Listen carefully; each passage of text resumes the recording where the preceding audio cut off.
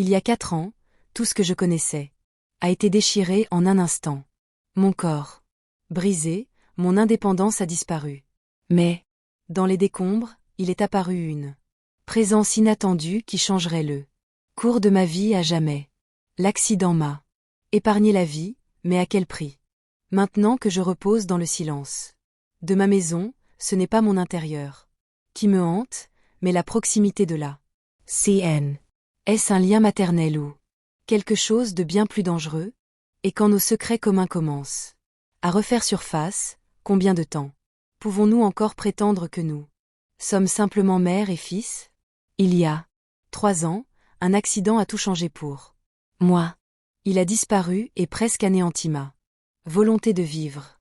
Mais il l'a amené à moi d'une manière que je n'aurais jamais pu imaginer.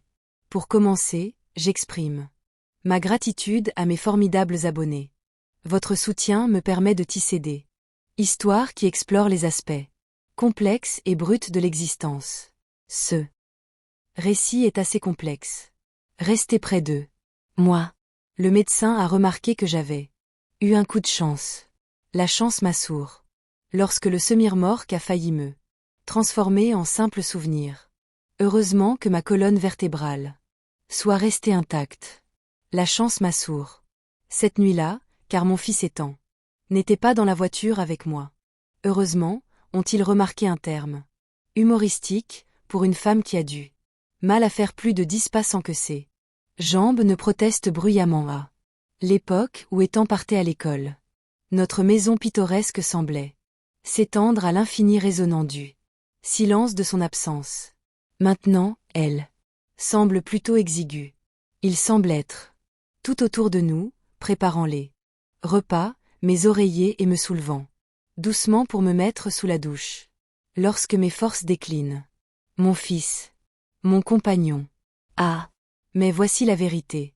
Qui souvent reste non dite lorsqu'on se lance dans le voyage de la parentalité. À l'âge tendre de 16 ans, avec le temps, ils finissent par atteindre un véritable élevé, étant autrefois. Maintenant, ils mesurent 120 ans avec une silhouette large et robuste qui attire l'attention. Ses mains portent les marques d'un travail acharné, rugueuse par le labeur de la construction. Sa voix résonne avec une profondeur qui reflète l'intensité de ses yeux. Ah, ses yeux sont un miroir, reflétant l'essence de son père, celui qui a disparu au moment où le test de grossesse a révélé son secret. Mère. Avec un soudain élan d'énergie, je saute en l'air, étane dans l'embrasure de la porte un bol de soupe fumante. Dans ses mains, il semble que le déjeuner soit parti. Mon appétit s'est envolé. On dirait que tu n'es jamais vraiment présent. Les sourcils froncés, il pose le bol sur ma table de nuit, tes jambons. Parlez aujourd'hui.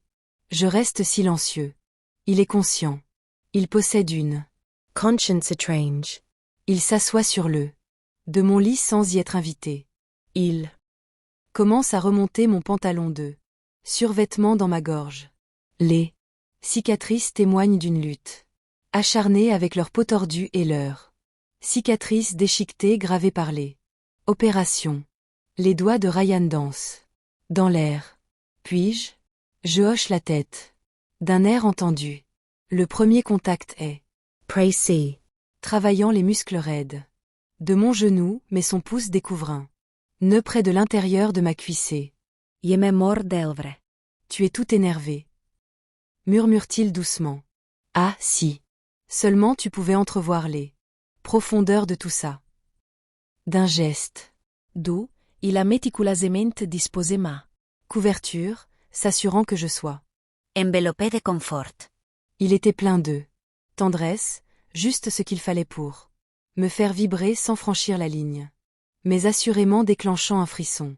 C'est simplement l'un de sa peau, me rappelle-t-il alors que la douleur commençait à se dissiper. Une vague de soulagement m'envahit comme la douceur de la marée se retire du rivage. Mais alors que son ourlet de mon short, l'air s'arrête dans mes poumons. Étant s'arrête net, lui aussi en l'espace d'un battement de cœur, peut-être deux.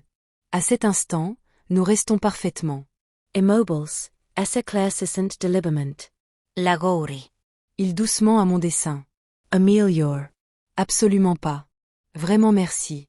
Sherry. Il semble qu'il y ait plus ça. Partager. Au lieu de cela, il soulève le bol de soupe et s'en va. Yeme elve. Revivant ces instants fugaces où il a failli s'aventurer au-delà du « pour le ». Pour la première fois depuis des années, une nouvelle sensation éveille en moi quelque chose d'excitant. Et là, deuxième fois, c'est contre ma peau. M'en suis rendu compte la simple connexion de nos corps. La lumière du matin filtrait, à travers les rideaux, une lueur vive et joyeuse qui s'opposait à la tempête qui grondait en moi mon esprit. Le sommeil m'avait échappé. Chaque fois que je fermais les yeux, la sensation des mains des tempos, une peau calleuse, reste un doux souvenir du voyage entrepris. Je me suis rassuré en me disant que ce n'était qu'une banalité. Un jeune homme qui tendait la main à sa mère. Une main douce qui apaisait le chagrin, mais la sensation de ma peau qui s'enflammait. Ce n'était pas de la douleur. Le corps détend, la porte au bout du couloir.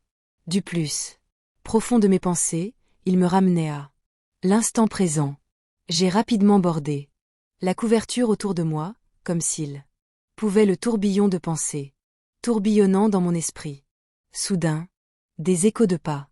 Son ombre se profilait devant ma porte.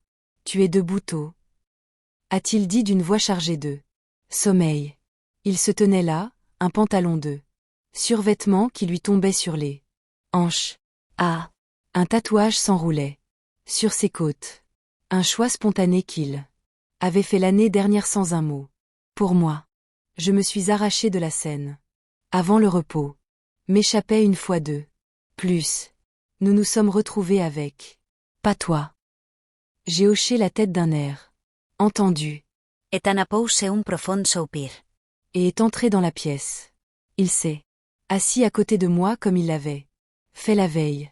D'un geste silencieux, il a écarté la couverture et a posé la sienne doucement sur mon mollet nu. Me suis excusé en reculant. De son corps à peine plus long qu'un murmure. J'ai reculé. J'étais glacé, mais ce n'était pas le froid de l'air qui me mettait les nerfs à vif. La sienne s'est pressée contre ma peau lentement et délibérément, comme s'il mémorisait chaque courbe et chaque contour. Tu es. Tendu à tous les niveaux, a-t-il murmuré. Hier soir, j'aurais pu imaginer que ce n'était qu'un accident. Pourtant, alors que le soleil se levait haut dans le ciel, il est devenu indéniable qu'il travaillait habilement à soulager la tension dans mes muscles. Son seul but étant de soulager l'inconfort. Comment sa main se déplaçait le long de la courbe de ma cuisse. Et prenez un moment pour vous détendre. Sa voix résonnait d'une richesse plus profonde que jamais. Prenez un moment pour vous détendre. Laissez votre trouver la paix et vous ressourcer. Je ne résistais pas à l'apaisement du massage. Je me suis retrouvé en lutte contre cela. La façon dont Mon a répondu à ma surprise. Lorsque ses doigts ont effleuré l'ourlet de mon short. À ce moment-là, j'ai hoché la tête tandis que ce n'était pas comme un fils à sa mère, mais plutôt comme un homme regarde une femme en frappant à la porte d'entrée. Le regard était à jamais changé. Ethan recula. Soudainement. Vous attendez une visite? Non. Il s'étendit les musclants, tendant la main vers le ciel. Je vais là récupérer. J'ai laissé échapper un frisson. Un picotement sur ma peau s'est fait entendre à ses chuchotements et ses rires provenaient du salon. Madame Harris, notre voisin toujours curieux, nous a demandé si nous avions besoin de quelque chose du magasin. Avec un hochement de tête courtois, Ethan ferma doucement la porte derrière lui à son retour. Son visage exprimait un mystère impossible à déchiffrer. Pensez-vous qu'elle a une idée? Demanda-t-il. Voulez-vous sécher la vaisselle? J'aurais aimé. Je lui avais demandé, je lui avais tendu une assiette. Il a accepté et a commencé à me servir pendant que nous faisions la vaisselle. La conversation était informelle, rien de spécial. Nous avons parlé de choses du quotidien comme son adaptation à la vie en ville et l'avancement de sa préparation aux examens. Mais j'ai remarqué que de temps en temps, il jetait un coup d'œil aux courbes de mon haut qui ne couvraient pas mes seins et je me demandais si je l'attirais d'une manière ou d'une autre. C'est quand j'ai délibérément le sol. Je n'avais aucune idée de ce que je faisais. Je me suis penché le vent en me regardant. Je n'avais pas besoin de le regarder pour savoir qui il était. Et fixant ce que j'étais, je me suis levée avec la cuillère à la main et j'ai continué à faire la vaisselle comme si de rien n'était.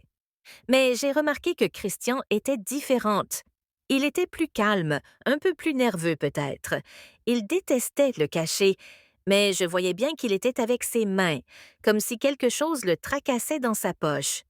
Il m'a regardé, un peu surpris par la question, et a rapidement dit « Rien, ma tante, je réfléchis juste à la formation. » Ismaël lui a répondu qu'il n'avait pas besoin de s'inquiéter autant, qu'il allait bien et que tout irait bien. Nous avons fini de faire la vaisselle en silence et j'ai remarqué que l'atmosphère entre nous avait changé. Christian était visiblement mal à l'aise et je savais que c'était à cause de moi. C'était exactement ce que je voulais ce soir-là. En m'allongeant pour dormir, j'ai pensé à ce qui lui était arrivé.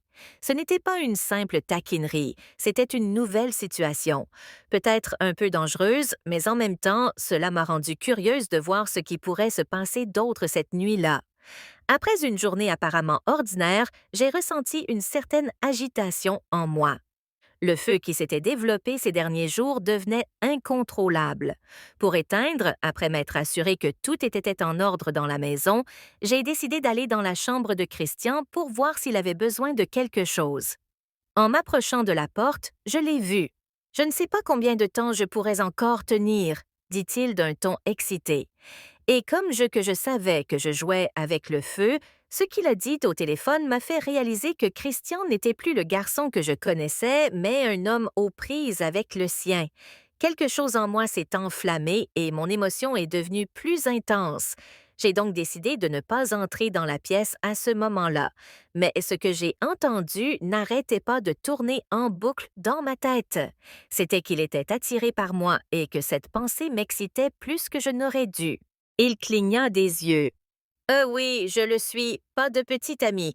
Les chiffres, c'est mon chat et moi. » Il rit tardot. « Alors, tu as le temps de rester et de prendre une tasse ?» demanda, et pendant on se regarda. C'était vrai qu'on se regarda. Le silence entre nous n'était plus gêné. Il était chargé d'une énergie électrique indéniable. Nous nous sommes assis ensemble à la petite table de la cuisine quand j'ai remarqué son avant de retourner à la mienne. Je voulais être polie, mais son haine était palpable, et cela ne me dérangeait pas. « Puis-je te demander ton âge ?» demanda-t-il après un café. J'ai ri. « C'est audacieux de ta part de demander ça, mais j'ai 10 ans. » Ses yeux s'écarquillèrent. « Impossible! J'aurai la cinquantaine. Sourire, c'est censé être un compliment. » « Eh bien, tu es belle, me répondit-il, se propageant de mont à mont, je tendis la main et la sienne légèrement. « Tu es adorable, dis-je, et peut-être juste un peu dangereux. » Il me tenait la sienne seulement. Si tu veux que ce soit le cas, pendant nous sommes restés ainsi en silence. La tension était comme la buée de nos verres. Puis j'ai dit « Lucas, te sens-tu parfois seul? » Il ne détourna pas le regard, sais-tu plus que je ne le laissais paraître. Il hocha la tête, j'acquiesçais et la connexion s'est approfondie ce soir-là. Je ne me sentais plus si seule, je ne voyais plus. Et tout ce qui s'est passé ensuite a commencé par une simple étincelle, une de ces étincelles qui surgissent sans prévenir. Ce soir-là, l'atmosphère dans la maison a changé. Lucas n'est pas parti immédiatement après le café. Il est resté. Nous avons parlé de tout et de rien, de son diplôme universitaire, de mon jardin, de ses rêves, de mes regrets. J'ai voulu redécouvrir quelque chose que je n'avais pas réalisé avoir perdu. Le temps a passé. Inaperçu, les heures ont passé comme des minutes. Quand nous avons regardé l'horloge, il était presque minuit. « Je devrais y aller », a-t-il dit. Un contre-cœur, je me suis entendu dire. « Tu pourrais rester si tu es trop fatigué pour conduire. Il y a une chambre d'amis à l'étage. » Lucas me regarda, essayant de lire entre les lignes. Je ne précisais pas que ce n'était pas nécessaire et hochai de la tête. J'aurais aimé qu'il le fasse. Il me suivit. La pièce était faiblement éclairée seulement par la lumière d'un L. Au fond, je lui montrai la chambre d'amis, mais nous savions tous les deux qu'il n'allait pas dormir. « Tu veux quelque chose en bas? De l'eau? » demanda-t-il, Zrenia cherchant à gagner du temps, secouant la tête. « Je veux te demander quelque chose, nerveuse. Tu regrettes seulement de m'avoir invitée. » La question m'a prise au dépourvu. Je n'ai rien dit, même après ce que tu as vu dans mes yeux. « Qu'ai-je vu? » murmurai-je. Il fit un pas en avant. « Tu as vu la façon dont je te regardais? Et j'ai vu la façon dont tu me regardais en retour. » Je ne savais pas. Il leva la main et glissa une mèche de cheveux derrière mon oreille. Son geste était timidement respectueux, mais comme un signe de la main. « Je ne veux pas que, dit-elle. Tu l'as déjà fait, dis-je, et peut-être que je le voulais. » Il réduisit la distance entre nous. Ce n'était ni précipité ni sauvage.